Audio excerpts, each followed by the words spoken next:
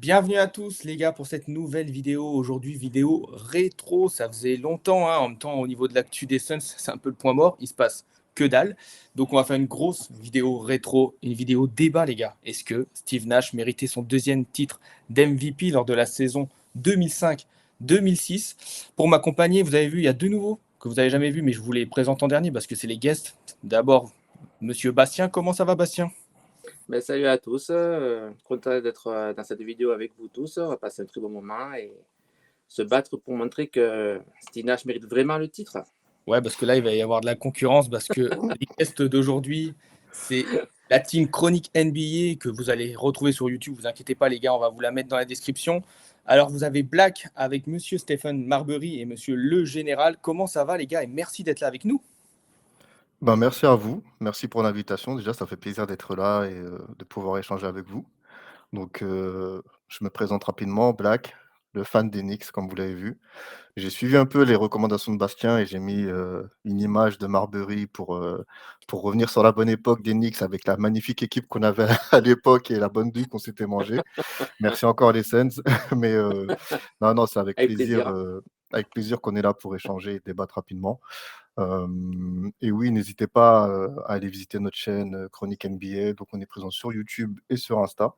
Donc, venez voir nos vidéos et ouais, bon épisode à tous. Ouais, Général, un petit mot aussi, si tu as envie. Ah ouais, merci. Moi, tout d'abord, merci pour l'invitation. Moi, c'est le Général J, l'un des cofondateurs de Chronique NBA. On est là pour cette émission. Ils nous ont invités pour pouvoir débattre et montrer que Steve Nash n'était pas forcément au début Ça va être du fight. pour le titre d'MVP. Merci pour le boulot que vous faites, les gars, et encore merci pour l'invitation.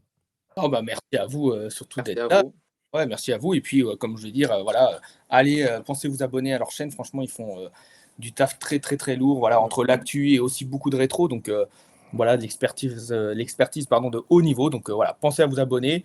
Pareil, hein, si vous à la fin de la vidéo, si vous avez kiffé ce gros débat, pensez à laisser un petit pouce bleu, à vous abonner aussi à la chaîne Run Sons, à nous suivre sur nos réseaux. Puis, on va être parti. Alors, je vais vous parler des sections et puis après, je vais vous laisser la parole, les gars, parce que c'est vous les experts. On va commencer pour ce gros débat par une petite première section où tout simplement on va revenir. Est-ce que M. Steve Nash était cité parmi les favoris au début de cette saison 2005-2006? Donc on va faire un petit récap rapide de sa saison précédente, donc la 2004-2005. Après, on va vraiment un peu plus préciser dans la section numéro 2 où on va revenir sur sa saison vraiment 2005-2006. On va regarder ses stats individuelles, collectives et puis même ses gros highlights de la saison. Après, c'est là où on va avoir les experts de Chronique NBA qui vont nous casser parce que sur la troisième section, on va revenir sur les concurrents. Et je peux vous dire, il y avait du très, très, très, très lourd sur cette saison 2005-2006. Vous allez voir, il y a des stats, c'est la folie. Et puis, on va finir par notre dernière section avis. Donc, tout simplement, on va clore ce débat. Est-ce que M. Steve Nash méritait son deuxième MVP? Je crois qu'on est bon. Est-ce que ça vous va, les gars? Parfait. Parfait, merci. Alors, c'est parti. Première section.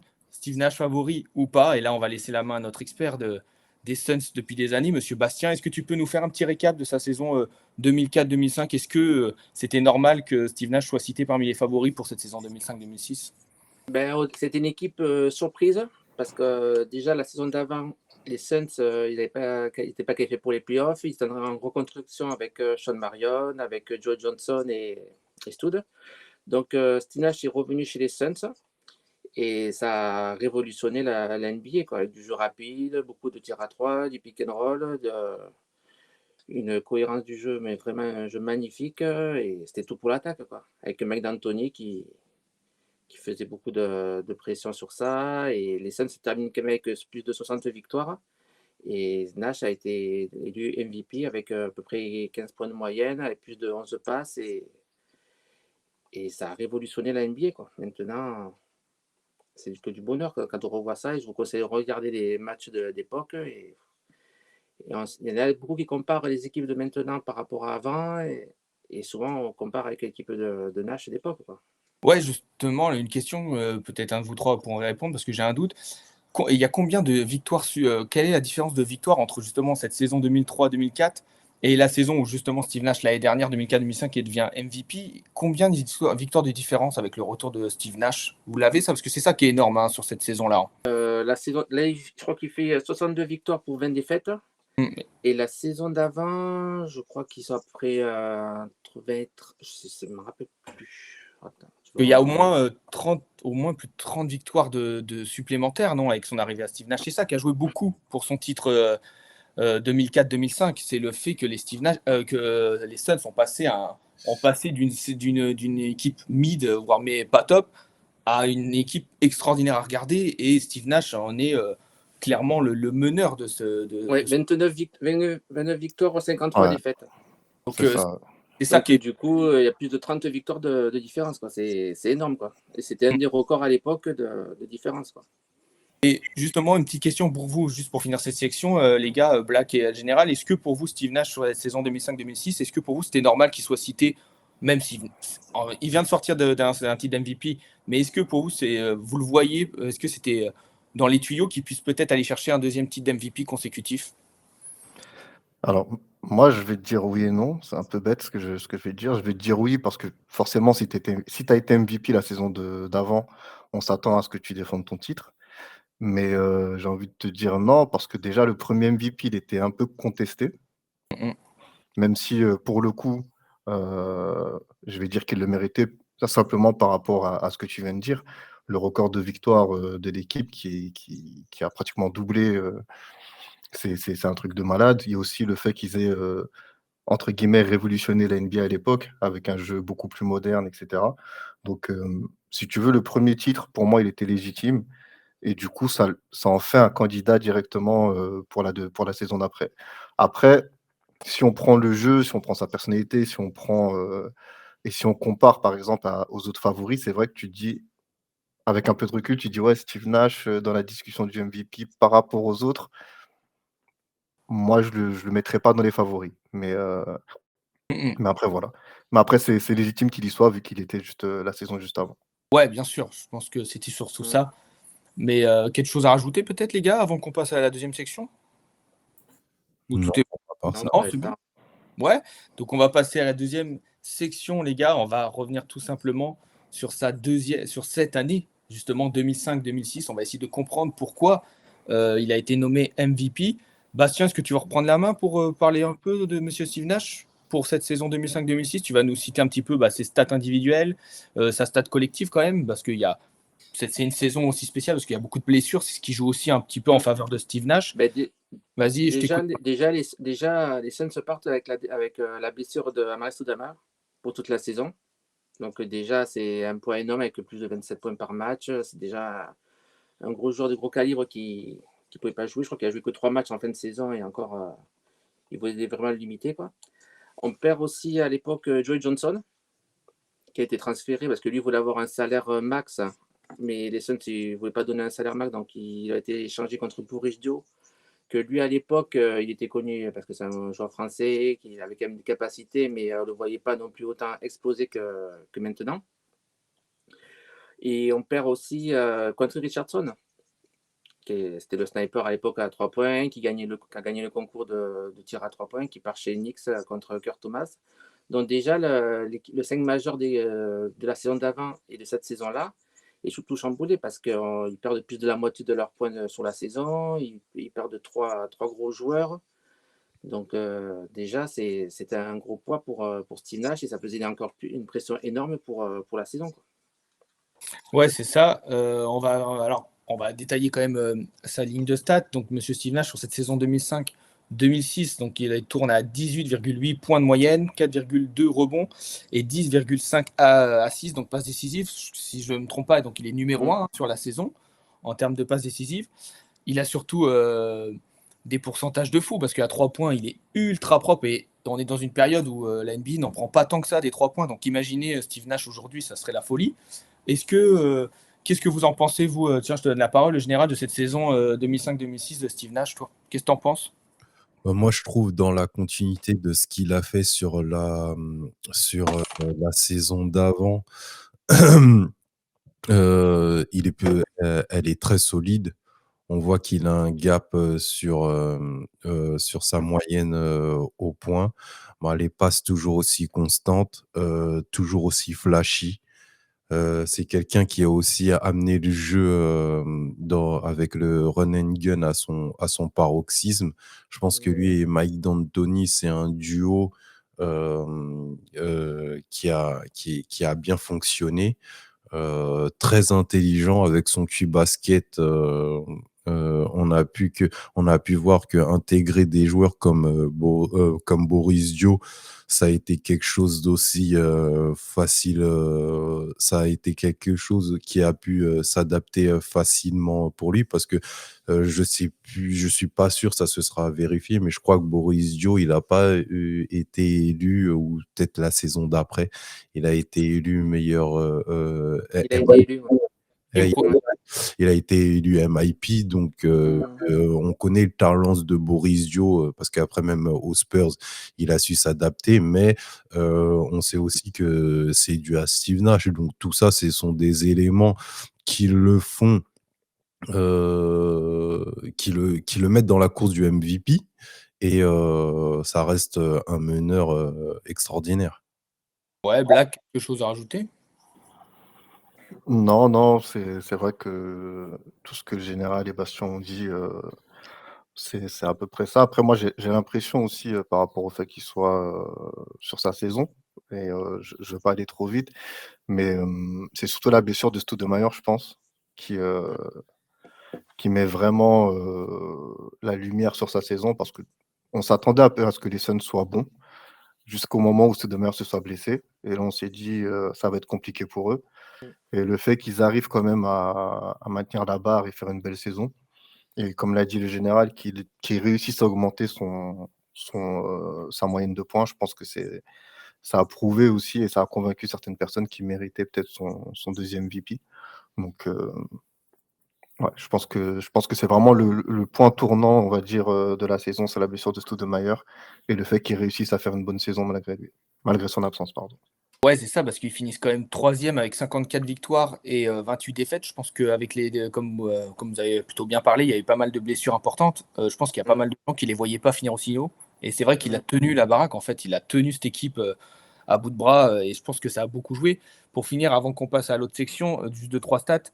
Voilà, il a fini la saison à plus de 51% de moyenne au tir et à 43% à 3 points, quasiment 44%. C'est vraiment un joueur d'une propreté énorme, hein, Steve Nash. Et c'est vrai que le fait qu'il n'y avait eu pas des gars comme Souleymane, ça s'est ressenti tout simplement sur sa ligne de stade parce qu'il a dû augmenter ses points. C'est pour ça qu'il est quasiment à 19 points de moyenne. Mais ouais, une propreté incroyable, Steve Nash. Et puis il a tenu cette équipe des Suns toute la saison. Et là, c'est pour ça, maintenant, on va regarder un petit peu ses concurrents, parce que je ne vais pas vous mentir qu'il y a une sacrée bataille derrière. On va passer sur la troisième section, donc les concurrents. Et là, je vais commencer par Black, parce que tu vas nous parler un petit peu de LeBron James, qui a une ligne de stats plutôt sympa sur cette saison 2005-2006. On t'écoute? Bah, ouais, LeBron James qui, je crois que c'est la seule fois de sa carrière où il tourne à plus de 30 points. Donc il a 31 points, 7 rebonds, 6 passes sur la saison, si je dis pas n'importe quoi. Ouais. Très important aussi, il apporte 50 victoires, enfin ils réussissent avec les Cavs à aller chercher les 50 victoires et à les qualifier pour la première fois depuis 1998, pour les playoffs. C'est pas rien. Quand on connaît l'histoire de la franchise de Cleveland et quand on sait où ils étaient avant que LeBron arrive, c'est quand même un truc de malade et le fait qu'il ait ces stats-là, 31 points à 21 ans, c'est le truc qu'il faut dire aussi, tu vois? Le gars, il arrive, il a 21 ans, il tourne à 31 points, 7 rebonds, 6 passes. Il arrive à rapporter 50 victoires à sa franchise. Je vais pas dire du jamais vu parce que voilà, on connaît l'histoire de l'NBA, on sait qu'il y a eu des monstres, avant lui. Mais je pense que sur la période, c'était quand même assez choquant. Mm. Surtout qu'en termes d'effectifs, voilà, c'est pas non plus une équipe de malades, l'équipe de Cleveland à l'époque. Il y a toujours Zygoskas qui était là et c'était un très bon joueur. Il y a Larry Hughes qu'ils avaient recruté, en cours de saison, qui est venu les renforcer et qui était un bon soutien à LeBron. Mais même cette saison-là, Larry Hughes se blesse à un moment. Je crois qu'il rate une trentaine de matchs aussi. Donc LeBron, il était vraiment au four et au moulin. L'autre stat qui est intéressante et qui est souvent, prise en considération pour les MVP, c'est le PER. l'efficacité des joueurs. Je ne sais pas si vous connaissez un peu l'efficiency rating.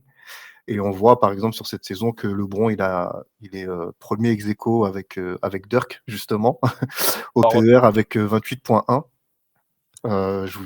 Je dirais pas celui de Steve Nash parce que voilà, on va dire que je commence déjà à le descendre, mais on va comparer un peu. Steve Nash, il a 23,3, il est 12e, alors que Dirk et LeBron sont premiers ex aequo avec 28,1 à l'efficiency rating, en sachant que cette stat, si on regarde par exemple les derniers MVP, il est toujours top 3 en termes d'efficiency sur la saison pour être élu MVP. ouais, Pareil, l'année dernière, on a Kevin Garnett qui était le MVP, enfin l'année dernière. L'année d'avant, ouais, le premier MVP de Steve Nash. ouais.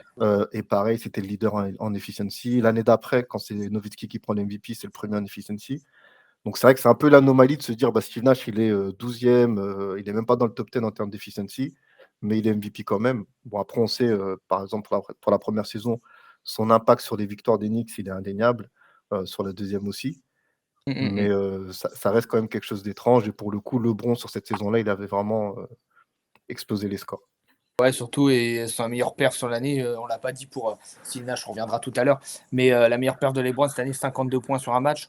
Bon, à 21 balais, c'est plutôt pas mal. Donc, ouais, LeBron James, grosse saison. Là, on va parler d'un gros concurrent. Cette fois-ci, c'est le général qui nous en a parlé. On va parler un peu de Kobe Bryant. C'est pas mal aussi. Le général, qu'est-ce que tu peux nous dire un peu de Kobe Bryant sur cette saison 2005-2006?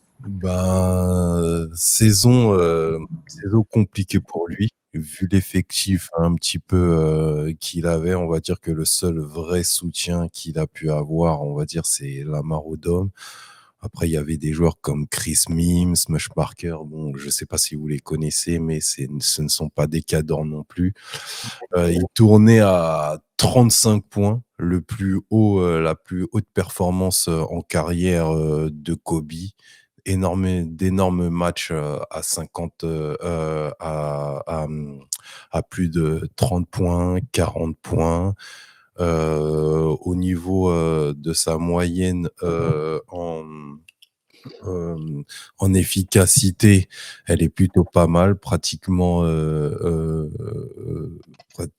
crois, il était à 4,3, je crois. Donc, c'est quelque chose qui est pas mal.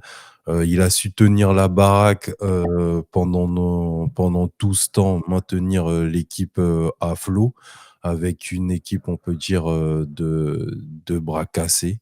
Ils se sont quand même qualifiés pour les playoffs. N'en déplaise à mon ami, mais je pense que les Suns étaient beaucoup mieux construits par rapport à l'équipe de Kobe. Comme tout à l'heure, Black l'a évoqué au niveau du PER, Kobe était le troisième sur la liste. Je pense que c'est pas des choses à négliger. Et vu les perfs et de ce qu'on attendait de Kobe par rapport aussi à cette année-là, il sortait d'une année très compliquée avec des procès, euh, des événements extrasportifs. Le Shaq n'était plus là, donc il fallait maintenir la baraque. Et par rapport à tous ces faits d'événements, être capable de maintenir un haut niveau et de toujours être candidat au titre de MVP, en sachant qu'il voulait prouver qu'après le Shaq, il était capable de le faire. Je pense qu'il y a de quoi redire par rapport à la saison globale de Steve Nash. Ouais, surtout que Kobe, c'est un ego. Donc, ouais, je te rejoins par rapport au fait que, voilà, quand Shaquille O'Neal est parti, ça m'étonne tellement pas de ce joueur-là de vouloir montrer qui il est vraiment. Et c'est vrai qu'il a fait donc sa meilleure perf sur la saison, c'est 81 points. C'est vrai, je l'ai pas dit ça, mais Non, t'inquiète, mais excusez-nous, mais bon, voilà, réalisé, hein, même aujourd'hui, c'est un truc de fou le scoreur que Je crois que c'est toujours le deuxième record, hein. oui. Enfin, sinon, Ouais, plus. c'est Ouais, toujours bah, ça. ouais, et puis là, enfin, aller chercher celui-ci, je sais pas. Faut jamais dire jamais, hein, mais quand même exceptionnel. Puis on va finir par le dernier concurrent, et là, on va redonner la parole à Black. C'est monsieur, il l'a cité un petit peu tout à l'heure, monsieur Dirk Nowitzki. Pareil, hein, Dirk Nowitzki, quelle saison, Black. Qu'est-ce que tu peux nous en dire un peu? Qu'est-ce que tu peux dire sur Dirk Bah, Nowitzki? moi, j'ai envie de dire, et je l'ai dit à titre personnel, pour moi, je pense que Nowitzki aurait dû avoir le MVP cette saison. de tous ceux qu'on a cités sur tous les concurrents. Simplement parce que si on voit son PER, justement, il est à ex-aequo avec LeBron au niveau du PER pour la première place. En termes de victoire pour son équipe, c'est l'équipe qui avait le meilleur record de la NBA. Ouais. Si on regarde autour de lui, il n'avait pas forcément des joueurs top class non plus. Donc c'est vraiment lui qui porte son équipe. Tu parles aussi des pourcentages et des stats. Donc Nowitzki sur la saison, il était à 26 points de moyenne et 9 rebonds, 26 points de moyenne au point et 9 rebonds par match. Mais c'est surtout les statistiques au shoot qui sont incroyables. Il a 48% au shoot globalement, 40% à 3 points et 90% au lancer franc. Tu vois que c'est totalement comparable à ce que Steve Nash faisait. Donc on sait que tous les deux, en termes d'adresse, c'est un peu le top du top, la crème de la crème dans l'histoire de la NBA. Mais c'est vrai qu'on n'en parle pas souvent parce qu'il y a souvent ce débat entre Kobe et Steve Nash pour le titre de MVP cette saison-là. Mais peut-être que le vrai candidat, enfin le vrai oublié de cette histoire, c'est Dirk Nowitzki, parce que si on reprend justement les critères qui sont cités généralement, c'est souvent le record de l'équipe. Donc c'est souvent le meilleur joueur dans la meilleure équipe qui a le MVP. Et pour le coup, Dirk qui fait des stats et des performances incroyables individuellement.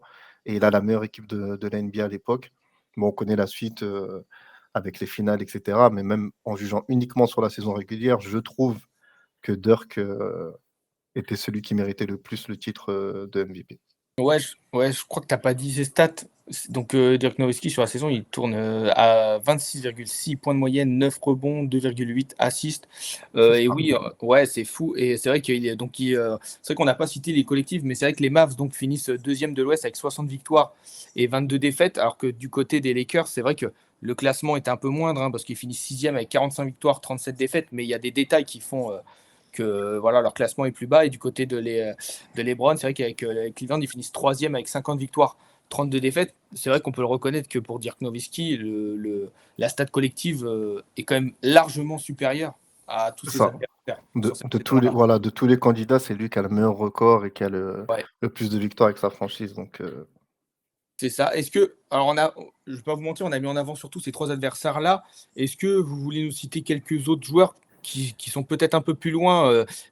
On va vous afficher le top 10 d'MVP, comme ça, vous verrez sur cette saison-là qui étaient les autres concurrents. Est-ce que vous voulez parler rapidement de quelques autres joueurs qui auraient pu un peu gratouiller Steve Nash? Est-ce que vous avez des joueurs, on va peut-être Chauncey Billups, Dwayne Wade?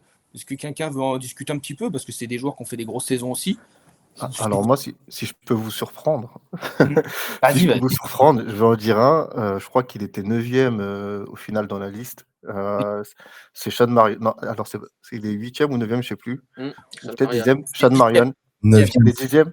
9e, Ouais. Non, 9e, c'est Tony Parker et 10e ex aequo, c'est Allen Iverson et Sean Marion. Voilà. Bah, moi, je pensais à Sean Marion parce que on parle de Steve Nash et de tout ce qu'il a apporté sur cette saison en absence de Stoudemire, mais faut pas oublier qu'en vrai, c'est Sean Marion qui fait le taf, qui prend le relais de Stoudemire à l'intérieur, qui prend les rebonds. Je crois que c'est le meilleur scoreur sur la saison des Suns. On se souvient de son nom, The Matrix. Le gars, il faisait tellement de choses sur le terrain que il était partout, quoi. C'était le meilleur défenseur de l'équipe. Enfin, il y avait Rajabel qui était un peu d'après les Suns, le Kobe killer, même si voilà. Mais en vrai, on sait que Sean Marion, c'est lui qui faisait tout le taf. En termes de PER aussi, il est mieux placé que Steve Nash sur la saison. Donc j'avoue que on a tendance à rapidement dire Steve Nash MVP, Steve Nash meilleur joueur des Suns. Et oui, c'est ce qu'on va retenir, surtout qu'il a eu le MVP. Mais je pense que Sean Marion, il est un peu oublié dans tout ça.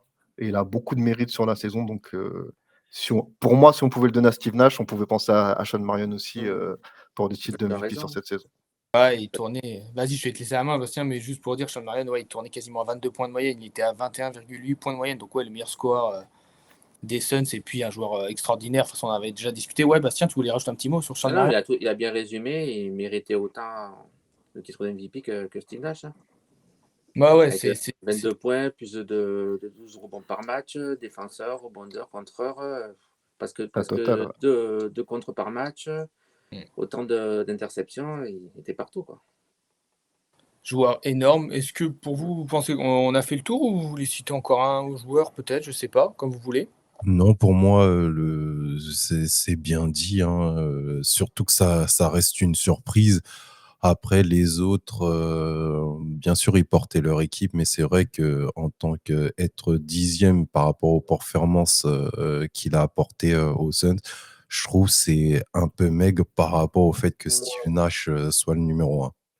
Ouais, parce qu'il y en a un, parce que souvent on a cité Kobe tout à l'heure, mais en termes de vote de première place, il y en a un qui est pas loin. Il y a vraiment un écart entre le top 5, alors on l'a pas cité, le 5e, je vais vous le dire rapidement, et le reste du classement où il y a eu très peu de votes. Mais c'est vrai que Kobe Bryant, qui est 4e, il a eu 483 votes pour la première place. Et tu en as un qui est juste derrière, qui est 5e, c'est Chauncey Billups, qui est juste à 430. Donc il était vraiment pas loin de Kobe pour pas mal de gens qui ont voté pour lui. Mais c'est vrai qu'on a cité les principaux qui ont des lignes de stats sur cette saison extraordinaires. Et donc, c'est pour ça qu'on va aller sur notre dernière section. Ça va être sûrement la plus longue parce que ça va être le gros débat. Est-ce que M. Steve Nash méritait vraiment ce deuxième titre d'MVP? On va sur la dernière section, les avis. Est-ce que, les gars, qui veut prendre la parole? Déjà, comment vous voulez qu'on commence? Vous voulez qu'on se dise, est-ce qu'on va dire chacun vraiment quel est le joueur pour nous qui méritait ce titre? Et, après, justement. Vous voulez que je commence comme ça? Ouais, tu peux. Allez, vas-y, on va faire Bastien. Vas-y, commencer. Bastien. Alors, est-ce que Bastien, pour toi, donc, Monsieur Steve Nash, sur cette saison 2005-2006, méritait son deuxième titre d'MVP consécutif? Alors, pour moi, il mérite le titre de MVP. Donc, déjà, on connaît la saison juste avant avec 62 victoires et 20 défaites. Donc, on rappelle à nouveau que malheureusement, ils perdent de Stoudamire pendant toute la saison. Ils perdent de Johnson aussi. Ils perdent de Richardson, qu'on avait résumé tout à l'heure. Donc, déjà, leur signe majeur est vraiment amputé des trois quarts des joueurs de l'équipe. Et plus de la moitié des points de la saison. Donc, première chose qu'ils font, c'est qu'ils ont recruté Kurt Thomas. Merci les Knicks, quoi, en fait. Contre Nat Robinson et Quentin Richardson, donc pour apporter un peu de la défense, ce qui sortait d'une très bonne saison avec plus de 10 points et plus de 11 rebonds par match. Et c'est ce qui manquait beaucoup aux Suns à l'époque. Ensuite, ils ont récupéré Boris Joe, comme expliqué tout à l'heure, très bon joueur, qui avait son nom aussi de Fendi, qu'on ne pensait pas qu'il irait aussi loin avec les Suns. Rajabel, qui était déjà connu à l'époque avec le Jazz, il avait joué avec Nash à l'époque aussi avec Dallas. Très bon défenseur, tout ça. Et on récupère aussi James Jones. Mais après lui, James Jones, c'était juste plutôt un sniper, un tireur qu'autre chose. On récupère aussi la carcasse de Brian Grant, on récupère la carcasse de Pat Burke. Donc déjà, à l'intérieur, elle était très, très affaiblie. Et honnêtement, quand je voyais le début de la saison, je ne pensais pas que les Suns allaient faire une aussi bonne saison. Je pensais qu'ils allaient peut-être faire 6e ou 7e, même 8e. Et on était surpris, quoi. Steve Nash, il a apporté énormément de la passe, de la création. C'était pas trop un croqueur. Moi, voilà, quoi, moi, je pourrais dire ça aussi, quoi. Déjà, il était vraiment amputé parce que, en plus, Kurt Thomas, qui était notre pilier en défense, il rate une trentaine de matchs. Donc, déjà, on est obligé de mettre souvent Boris Dio, qui n'est pas du tout un pivot, c'est plus un 3. Il pouvait jouer poste 3, poste 4, poste 2, poste 1. Il a mené aussi le jeu, donc il était vraiment polyvalent. Donc, déjà, quand tu vois que tu mets Boris Dio en poste 5, déjà, on voit quand même qu'il y a des lacunes à l'intérieur, quoi. On voit le manque. Et après, comme on a expliqué tout à l'heure, Sean Marion qui a tout fait sur le terrain, quoi, en attaque, en défense. Donc déjà, on avait un 5 majeur, c'était Kurt Thomas, en général c'était Boris Dio, Kurt Thomas, avec Sean Marion, Rajabel et Nash. Oui. Ensuite, Steve Nash, donc, il a augmenté au niveau de ses stats, au niveau des points. Il est passé de 15 points par match à peu près à 19 points. Il a eu un ratio de 51,2 points au lancer franc, pardon.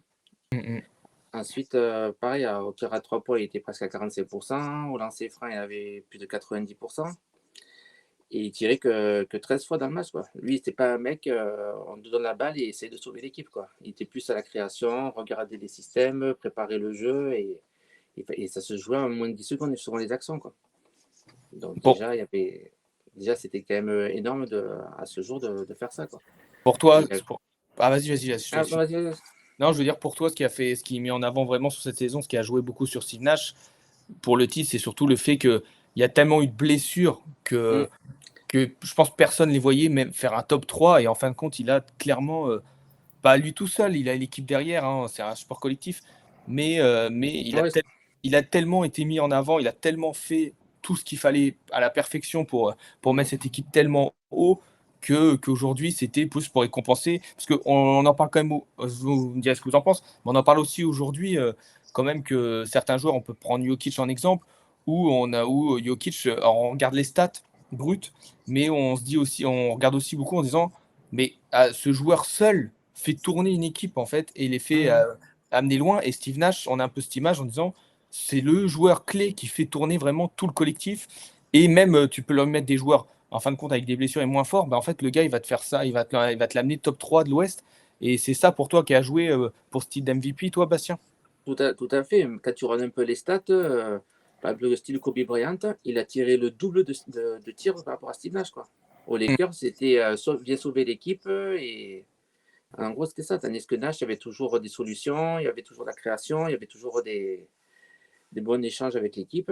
Et pour une équipe qui était à peu près pas en construction, mais qui était au renouveau rien que dans le 5 majeur, il a réussi à faire donner quand même le titre de meilleure progression à Boris Dio. Boris Dio, par contre, il se faisait plaisir, des triples doubles à tir larigot, il se régalait, quoi.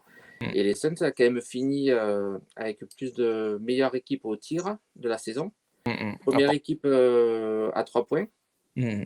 Deuxième aux 2 points et aussi au lancer franc. Ouais, des stats. Et c'était l'équipe qui a fait le plus de passes entre eux et aussi qui a été meilleur au point, avec presque 110, presque comme la saison d'avant, avec presque 110 points. Alors qu'il n'y avait plus Johnson, il n'y avait plus Richardson qui canardait, il n'y avait plus Stoudamire. Ouais, Donc, ça, c'est une stat importante. Ouais. C'est quand même énorme ce qu'il a apporté, quoi. J'ai une petite question pour toi, Bastien, si je peux, je reviens Oui, rapidement sur ce que vas-y. tu disais par rapport à Boris Dio. Tu trouves, toi, que c'est Steve Nash qui impacte Boris Dio et qui lui permet d'avoir le titre de MIP? Parce que moi, Moi, j'ai plus l'impression que c'est le système d'Anthony qui lui a permis de jouer son yes. jeu et de développer, justement, d'être à l'aise dans ce qu'il sait faire, plutôt qu'un impact direct de Steve Nash. Je sais pas, t'en penses quoi, Si, toi? moi je pense perso, parce que déjà quand il jouait chez les Hawks, il était tout le temps sur le banc, on le voyait quasiment pas. Et après, comment c'est, Boris c'est pas un pivot à la base, quoi. Donc après, ça, il se fait des systèmes entre eux, rien que sans discuter, ils se comprenaient rien qu'au regard, et il a fait tripler ses stats, quoi. Il est passé, je crois que j'ai marqué ses stats quelque part, hein. Il est passé, Ouais, Steve Nash, pardon, pas Steve Nash, Boris Dio. Attendez, j'essaie de retrouver.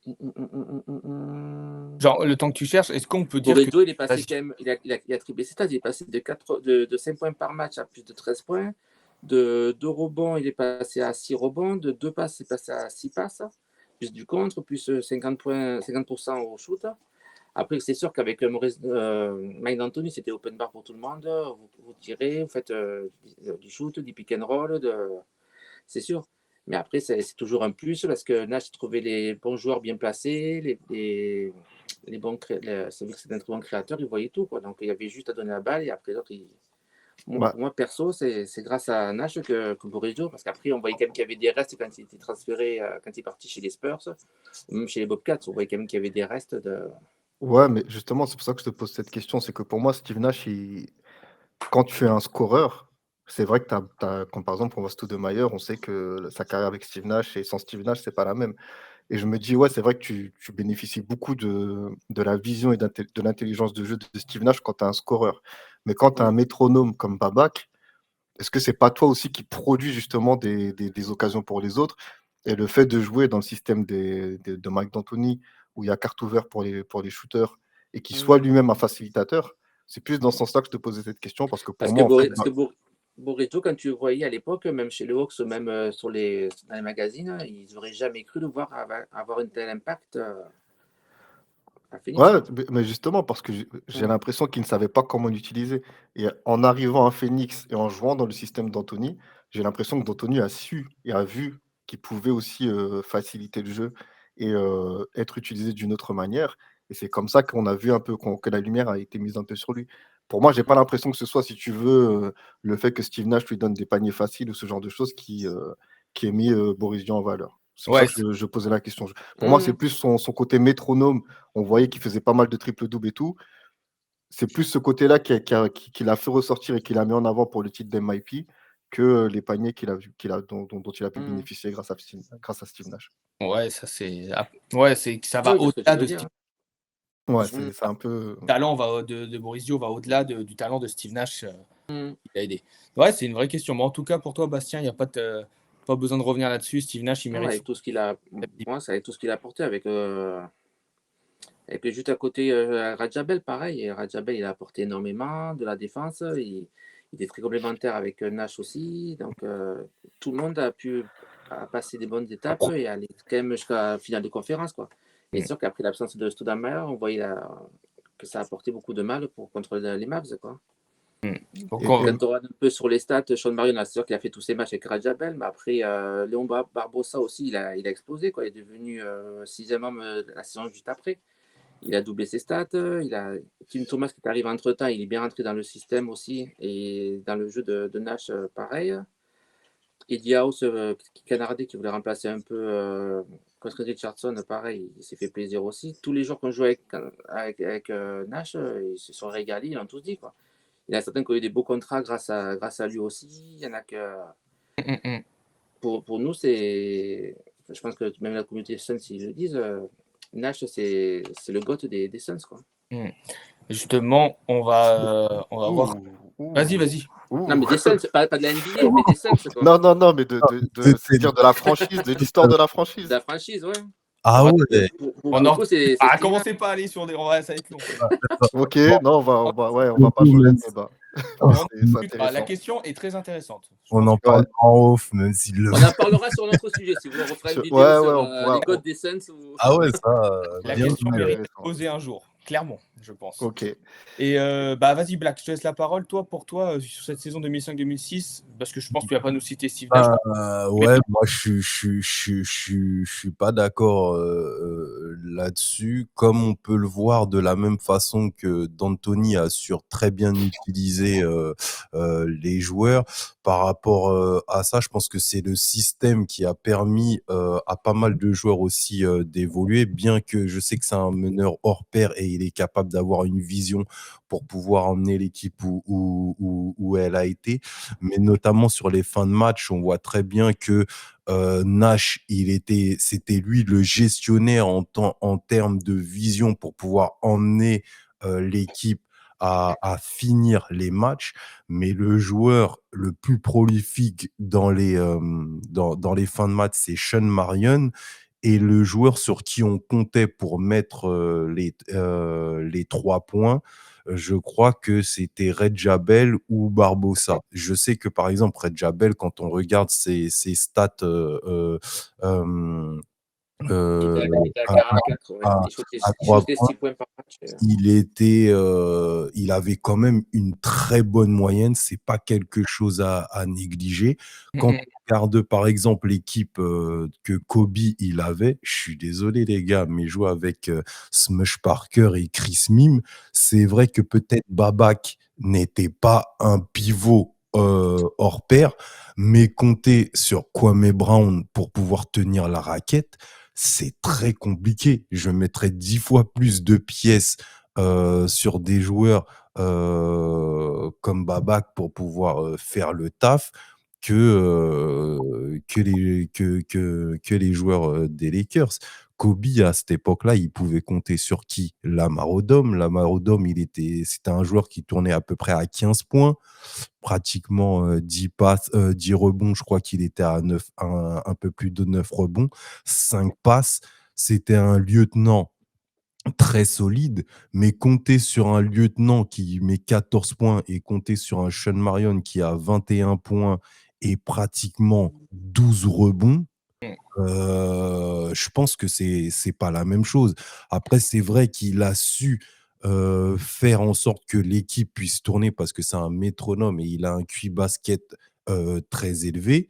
Mais quand on voit la physionomie de l'équipe, chaque joueur a pu trouver sa place et apporter des pièces comme Boris Dio ou avoir un lieutenant type défensif comme Red Jabel qui peut éventuellement essayer d'être le copy stopper jusqu'à lui mettre des mandales parce qu'au bout d'un moment, il se prenait trop de misère, c'est compliqué. Au niveau du rating, c'est quelque chose qui est, pour moi, qui est très important. C'est compliqué de mettre, Steve Nash, MVP, alors qu'on sait que c'est une stat qui est plutôt intéressante, mais à ce niveau-là, il était seulement, 11e ou 12e de ce classement, en sachant que même son lieutenant, Sean Marion, est en avance et a à peu près le même rating. Je crois qu'aussi les 2 ils étaient à peu près à 23, alors en sachant qu'en général, un MVP, il est plutôt aux alentours des, allez, 26, 28, par rapport à ça. Les pertes de Kobe étaient incroyables. Avoir, le Shaq qui est parti et se retrouver tout seul avec une équipe aussi esseulée et être capable d'être au four et au moulin, c'est vrai qu'il prenait énormément de tirs. Mais si Kobe ne prenait pas ses tirs, qui allait les prendre?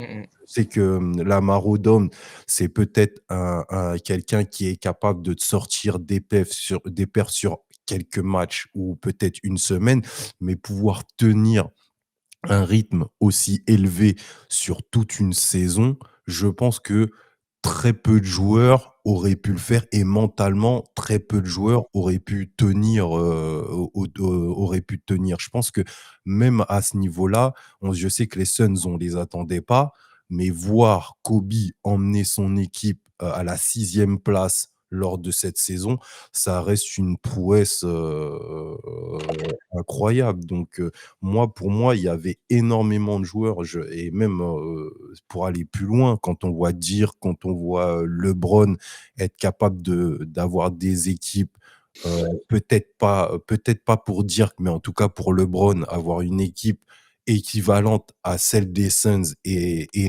l'emmener à un tout autre niveau, tout en ayant de bien meilleures stats et une bien meilleure importance dans son équipe, ce ne sont pas des choses à négliger. Donc, pour moi, tous ces facteurs font que, hem, il aurait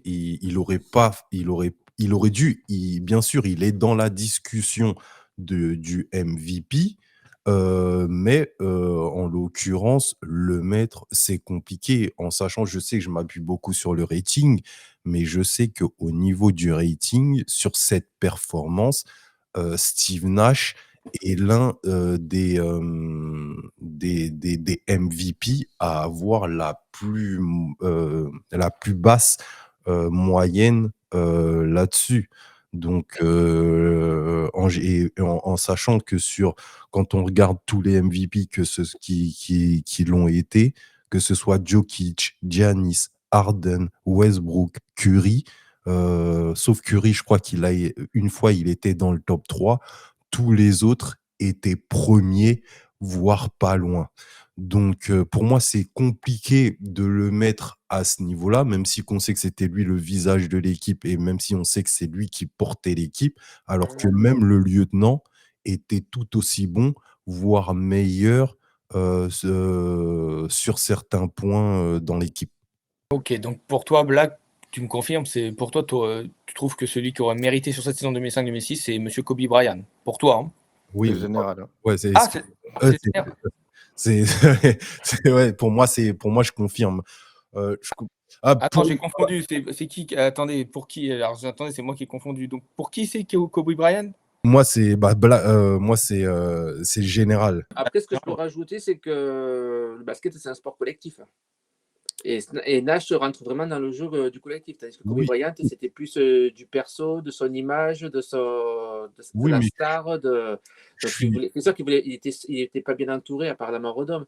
Mais lui, c'était plus ses stats, son image. je suis Moi, d'accord, j'aime pas les joueurs qui jouent trop individuels, quoi. En fait, je vais essayer quelque chose. Si ça marche pas, bon, au dernier moment, paf, je vais faire la passe et essayer de sauver l'équipe. je Moi, suis moi, j'ai toujours été. Après, moi, c'est mon avis perso. Moi, au basket, je préfère plus voir un joueur qui joue collectivement, qui ne pense pas qu'à lui, qui ne pense pas à ses stats, qui essaie des choses, tout ça et tout, qu'un gars qui va avoir la balle, 30 shoots par match, et l'équipe va vivre avec lui. Si ça marche, ben, tant mieux. Si ça marche pas, tant pis. Donc, Pour moi, c'est plus du collectif je préfère plus du collectif que fixer je suis, que non, seul joueur, quoi. je suis d'accord, mais pour moi, l'un ne va pas sans l'autre. Quand on regarde que ce soit LeBron ou Dirk, ils prenaient aussi beaucoup plus de shoots, peut-être pas autant que Kobe, mais Mais là, j'ai les stats devant. Kobe il prenait 28 shoots par match. C'est quand même énorme, quoi. LeBron, 23. d'accord. Et dire qu'il en prenait que 19. D'accord, mais oui, Et Nash, il en prenait que 13. je suis d'accord, mais est-ce que pour toi, Kobe avait la capacité et le pouvoir de se dire: «Je prends pas autant de shoot, mais mes gars vont être capables d'assurer au scoring Il et avait pas, il avait pas moi, par rapport à ce que je voyais à l'époque, même sur les journaux, il n'avait pas trop confiance en son équipe. Alors, déjà, avec Smooth Parker, il ne s'attendait pas du tout, il n'avait pas confiance en lui. Je crois qu'il y avait Brian Cook aussi, ça allait pas trop aussi. Donc, en fait, en mais gros, est-ce que les toi mecs, vous êtes pas top, laissez-moi faire, c'est moi qui va gérer l'équipe, quoi. mais toi, Smush Parker, tu lui ferais confiance? Kwame Brown, tu lui ferais confiance? Tu Au début, tu essayes un peu, tu dis voilà, on a créé une équipe pour essayer de faire le mieux possible, et ben on fait tourner la balle. Et lui, dès le début, il a dit non, non, c'est moi qui gère l'équipe, c'est moi qui gère, et vous suivez. Si je rate, vous essayez de récupérer le ballon. Et tu te rends compte, le deuxième shooter de l'équipe, après, c'est la Odom avec seulement 11 shoots. Et une marge de 16, c'est énorme, D'accord, quoi. mais moi, je me rappelle que sur la saison, le nombre de fois où, par exemple, je me rappelle, j'ai une action en tête où des fois, Smush Parker, c'est Smush Parker, il part en contre-attaque tout seul, il met le lay-up, il rate, il est obligé de reprendre la balle, mais franchement, Mmh. c'était On très l'a connu chez les Suns aussi, hein. non, mais je suis d'accord, mais en termes de scoring, je dis pas qu'il aurait pas pu, faire plus confiance, à ses coéquipiers, Il a que mais 5 passes, même pas 5 passes, il a 4 passes par match. oui, mais après Ça fait une passe par carton, en fait, on va dire, à peu près. oui, mais après Pas- il faut se souvenir qu'à cette époque, un arrière qui faisait autant de passes que Kobe, c'était monnaie courante. C'est pas tout le monde qui était capable de faire que ce que LeBron James était capable de faire. Très peu d'arrières mettaient beaucoup plus de points, de passes, que Kobe, et Mmh. malgré qu'il prenne autant de shoots, par rapport au rating, il fait partie des joueurs les plus efficaces globalement pour son équipe. Donc c'est pas non plus quelque chose, à négliger. Nash peut-être, était capable de s'appuyer sur certains de ces gars, mais au final, Et il a fait des bonnes perfs solo, il marquait des fois plus de 20 points par match, par moment, il faisait des bons trucs, hein. Hmm. Oh, ou ouais, oui, ouais. Oui, non, après, ouais, c'est un gros débat. On va laisser, Mm. on va voir Black parce que le pauvre, on va lui demander. Black, pour toi, c'est qui le MVP sur cette saison 2005-2006 qui mérite? Bah, je suis censé défendre LeBron et, et Dirk pour le coup. Non, non, pas du tout. Donc, Non, mais Non, non, non, mais c'est bien, c'est bien. donc je On vais dire, discute. non, je On l'ai déjà discute. dit un peu. Moi, c'est vrai que si je me base sur des critères un peu plus communs, on va dire, j'aurais dit Dirk. Même si LeBron est tout aussi méritant, j'ai envie de dire. Faire ce qu'il a fait à 21 ans avec les stats qu'il avait aussi, qui sont incroyables.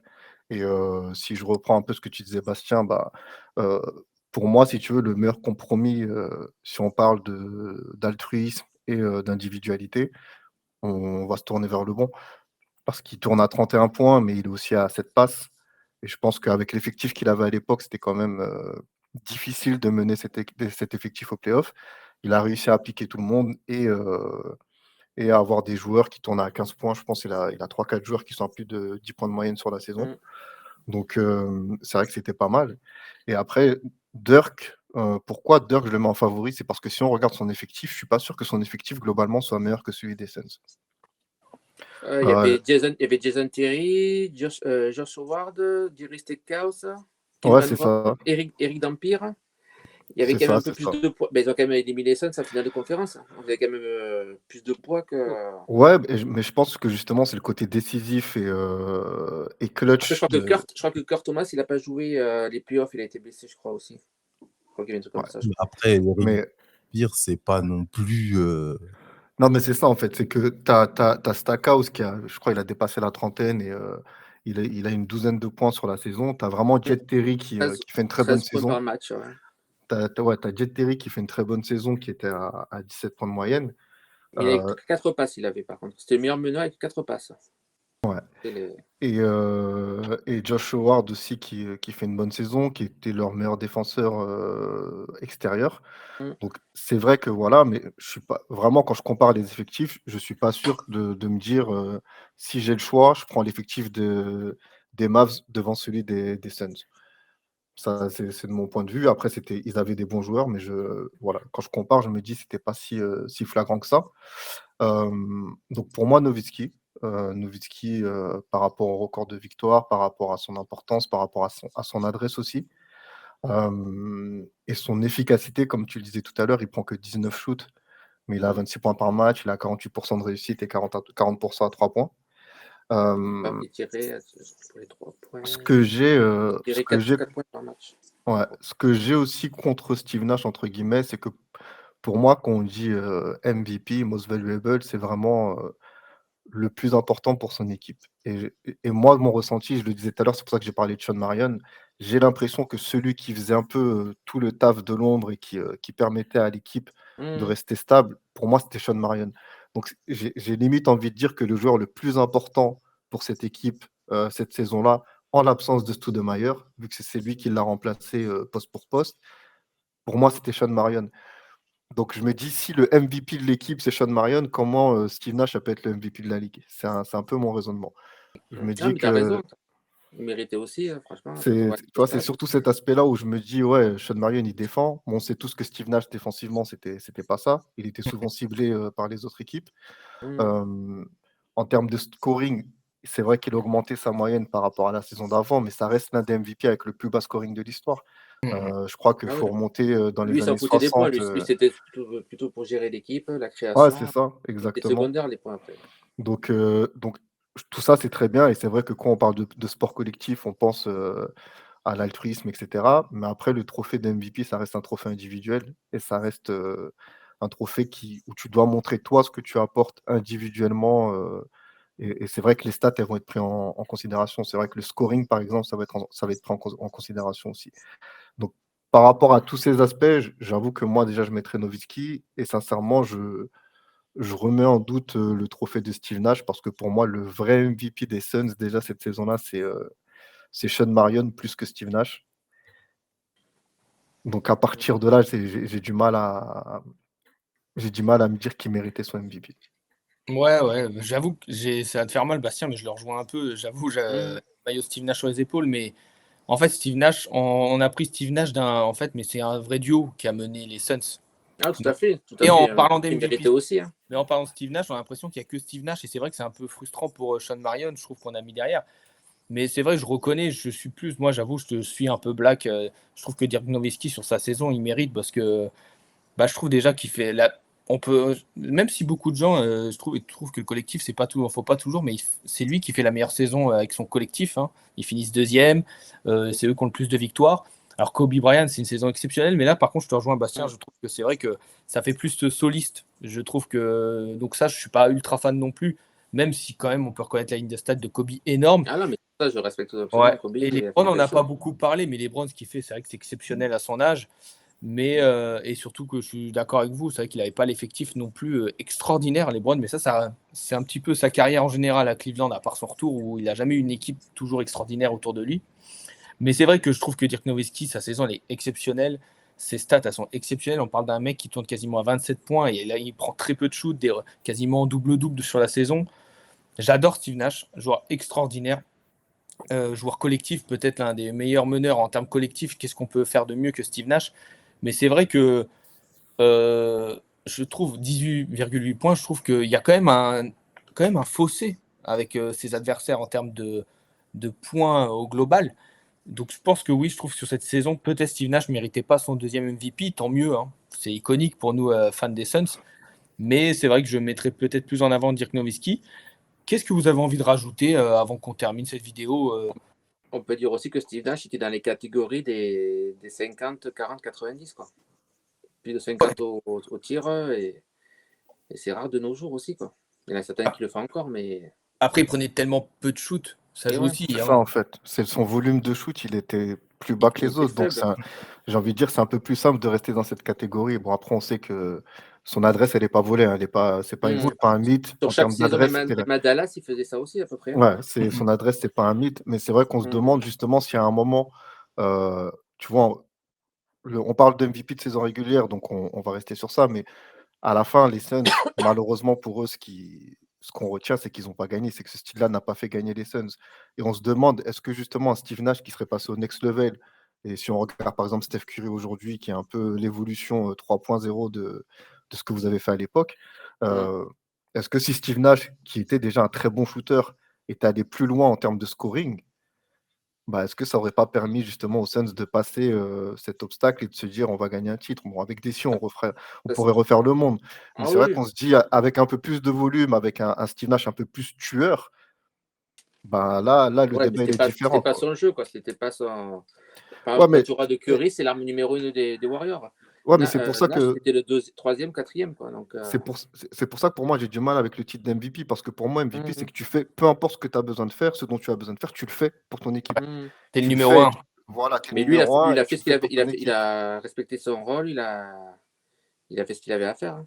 Oui, Ouais, mais il n'aurait Et pas dû faire plus. vas-y, Gérald. après, moi, je pense que les Suns, ils auraient pu aller plus loin s'il n'y avait pas eu pour toutes les blessures et les sanctions avec l'arbitre il y a quelques années d'après. Donc, il y a plein de choses que. Ouais, mais sur ton argument, si je veux aller un peu plus loin, LeBron aussi, il a eu des blessures. Pour autant, lui, Et quand tu auras la saison d'avant, qu'ils font 66-20, il y a Joe Johnson qui se blesse et les Spurs gagnent 4-1. Peut-être que ça aurait été peut-être différent. Là, contre les Mavs qui se font éliminer en finale de conférence, ils se font éliminer, mais il n'y avait pas Kurt Thomas et il n'y avait pas Stoud. Donc déjà, ça fait quand même deux gros poids. oui, Ou même, mais il y a des saisons après qu'il y avait eu l'histoire avec les Spurs. Quand il y a eu. Alors, oui, mais on a su que le match était truqué. Des fois, il y a là, des choses que. là où j'ai du mal avec ça, c'est que en tant qu'MVP, bien sûr, les victoires collectives et la gestion collective, elle sert, mais à un moment T, exactement ce que reprochait à Curry.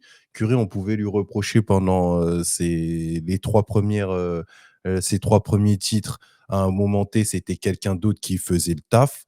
Au bout d'un moment, il a su activer cette compétence et se dire, bon, à tel moment, mon équipe, elle a besoin de ça. Je pense que Nash, à ce moment-là, il aurait peut-être dû aussi être capable de montrer, bon, je prends le game à ce moment-là en main et j'emmène mon équipe à un next level. Ce qu'il n'a pas Et il fait. avait sa petite époque quand même aussi. Hein. Ouais, mais quand tu as un Sean Marion qui, tout au long de la saison, le fait pour toi, est-ce que aussi, en fait, dans la gestion d'équipe, j'aurais compris si depuis il laissait le lead à Sean Marion et le faire.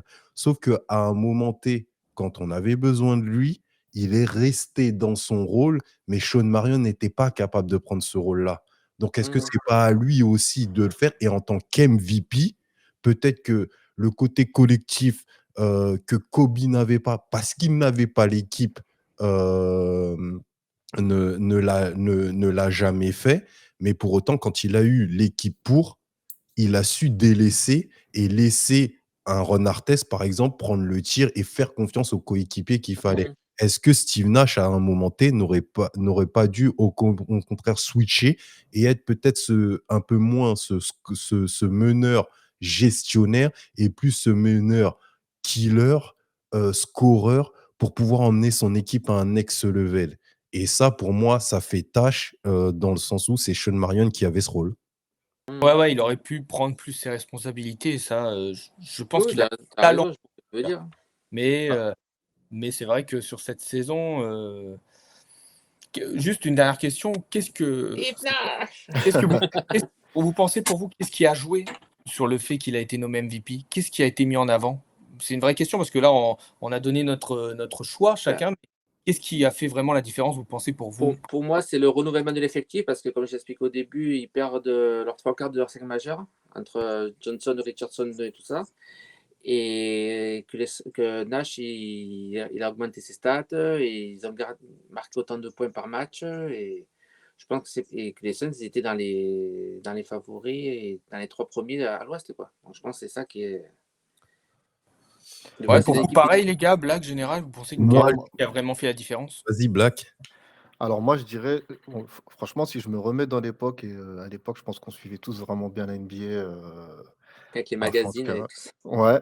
Je Honnête. pense que ce qui a vraiment impacté et ce qui a vraiment séduit le public, c'est le style. C'est le style de jeu des Suns, où vraiment, à l'époque, offensivement parlant, il n'y avait pas une équipe qui jouait mieux que les Suns.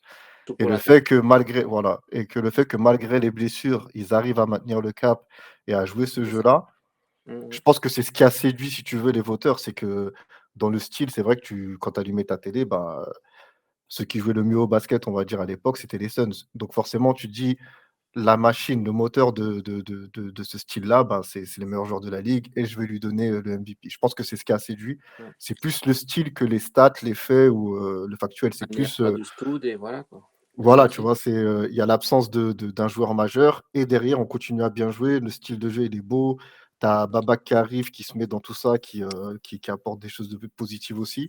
Donc, je pense que c'est vraiment ce qui a impacté. Si tu veux, c'est le ressenti plutôt que le concret. Ouais.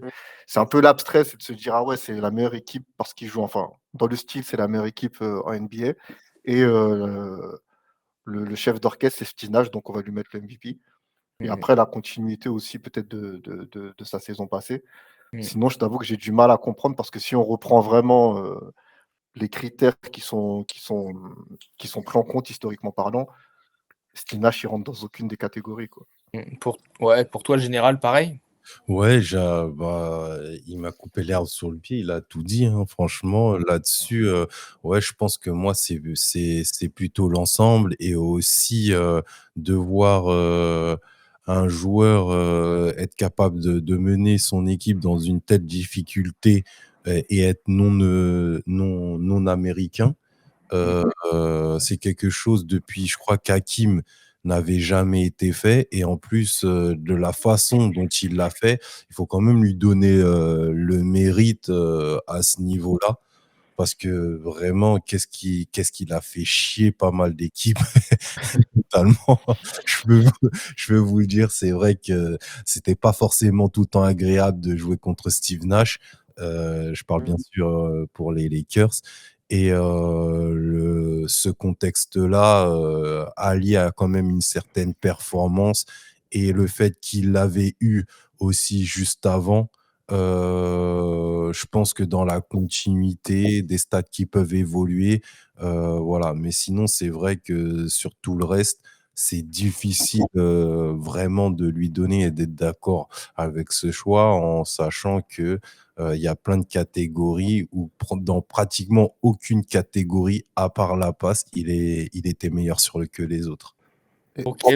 je peux rajouter un Relance petit écran. dernier truc. Vas-y, Ouais, fini un dernier un truc, petit, vas-y. un petit dernier truc. Je reprends encore le climat de l'époque.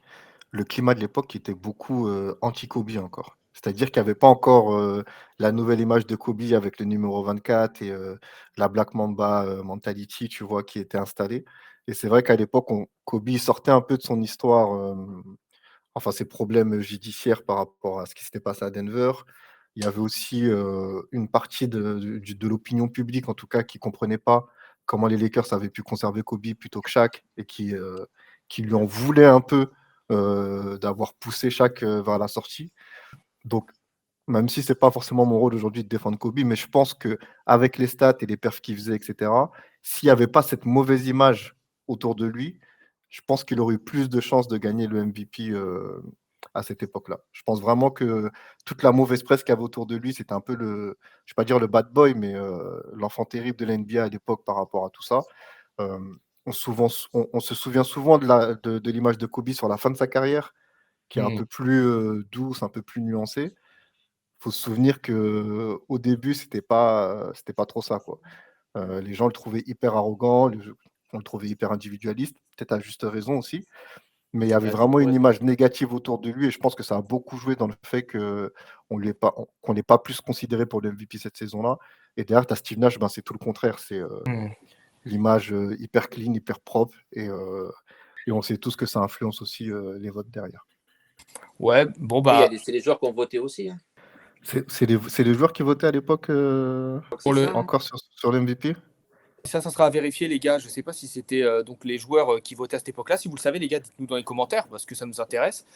Dites-nous aussi dans les commentaires, les gars, si pour vous, justement, Steve Nash méritait son deuxième titre de MVP, parce qu'on en a parlé entre nous, mais ça nous intéresse aussi pour vous qui l'avez peut-être vécu ou qui l'avez revécu des années plus tard. On vous fera un petit tableau, un petit récap de chacun, des choix de chacun. Malheureusement, on est 2 pour voter pour Nowitzki. Hein, désolé, les gars. Donc voilà, c'est Nowitzki qui devait être MVP, c'est tout. Même si je suis un fan Traître.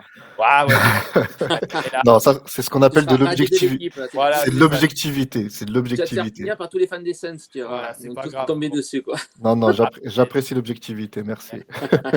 Déjà, on vous remercie, les gars. Black, Merci à vous. merci d'être venu. On fera un match retour. Hein. On fera quelque chose Bien sûr. bientôt. Merci on à va préparer vous, ça. Merci Avec à toi, plaisir. Bastien, d'avoir été là aussi pour nous parler de tout ton amour pour Steve Nash. Et puis, on vous retrouve très rapidement pour d'autres vidéos parce que là, l'été va être mort en général pour NBA, mais nous, on sera toujours là. On va continuer à vous faire des vidéos, on va continuer à faire du rétro, de l'actu parce que ça va bouger aussi bientôt. Donc, merci à vous tous encore une fois pour toute cette première saison avec laquelle vous nous avez suivis. Et puis, on se retrouve très vite. Un dernier petit coucou, un petit dernier au revoir, les gars, un dernier petit mot. Bastien, Black, Général. Bah, non, Ouais, moi, déjà, merci beaucoup à Chronique NBA d'avoir participé à l'émission avec nous. C'était un bon échange, même si on reste toujours chacun son côté, quoi. Sur notre avis. Bastien, t'as pas convaincu. Je pensais que t'allais, tu vois. Mais après, j'ai d'autres arguments, mais après, ça peut durer encore une plombe. Donc, voilà, quoi. Ouais. Parce que la vidéo va faire 8 heures, donc on a dit Ouais, l'essentiel déjà. Donc, voilà. Ok. Et merci encore pour tout, quoi. Ouais, Bah, merci. de mon côté, pareil. Non, mais juste pareil, j'allais vous remercier encore de nous avoir invités. C'était un très bel échange aussi, j'apprécie. Et comme tu l'as dit aussi, on pourra faire le match retour. Cette fois, ce sera à nous de vous inviter. Donc, Avec plaisir. avec plaisir, Avec plaisir. Merci encore. Merci les gars. À vous tous une bonne journée et à bien très vite sur notre chaîne Run & Sons. À plus.